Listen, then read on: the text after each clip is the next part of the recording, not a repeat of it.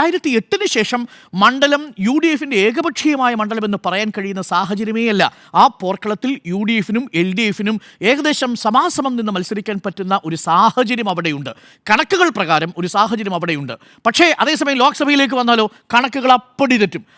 ഏകദേശം 65,000 വോട്ടിൻ്റെ അല്ലേ, 65,000-ഓളം വോട്ടിന്റെ ഭൂരിപക്ഷമാണ് പ്രിയങ്ക ഗാന്ധിക്ക് നിലമ്പൂർ കൊടുക്കുന്നത്.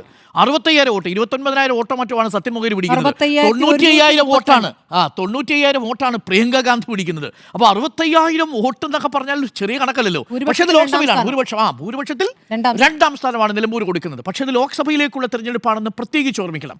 പക്ഷേ കടലാസിൽ ഇപ്പോഴും കണക്കുകളിൽ പഞ്ചായത്തുകൾ നമ്മൾ നോക്കിക്കഴിഞ്ഞാൽ ആകെയുള്ള 7 പഞ്ചായത്തുകളിൽ 5 പഞ്ചായത്തും യു ഡി എഫിനോടൊപ്പമാണ്. ചുങ്കത്തറ 20 വാർഡുകളിൽ 10 യു ഡി എഫിനോടൊപ്പമാണ്. എടക്കരയിൽ 16-ൽ 9 യു ഡി എഫിനോടൊപ്പമാണ്. കരുളായിൽ 15-ൽ 8 യു ഡി എഫിനോടൊപ്പമാണ്. മൂത്തേടത്ത് 15-ൽ 12 യു ഡി എഫിനോടൊപ്പമാണ്. വഴിക്കടവിൽ 23-ൽ 13 യു ഡി എഫിനോടൊപ്പമാണ്. ആകെ എൽ ഡി എഫിനുള്ളത് 2 പഞ്ചായത്ത് മുനിസിപ്പാലിറ്റിയാണ്. അത് ഏതൊക്കെയാണ് പഞ്ചായത്ത്? ഒന്ന് അമരമ്പലവും മറ്റൊന്ന് പോത്തുകല്ലുമാണ്. പിന്നുള്ളത് നിലമ്പൂർ മുനിസിപ്പാലിറ്റിയിൽ വ്യക്തമായ ലീഡുണ്ട്. 33-ൽ 23 ഇടങ്ങളിലും നിലവിൽ ഉള്ളത് എൽ ഡി എഫ് ആണ്. അപ്പോൾ 3 തദ്ദേശ സ്ഥാപനങ്ങളിൽ മാത്രമാണ് എൽ ഡി എഫിന് ലീഡുള്ളത്.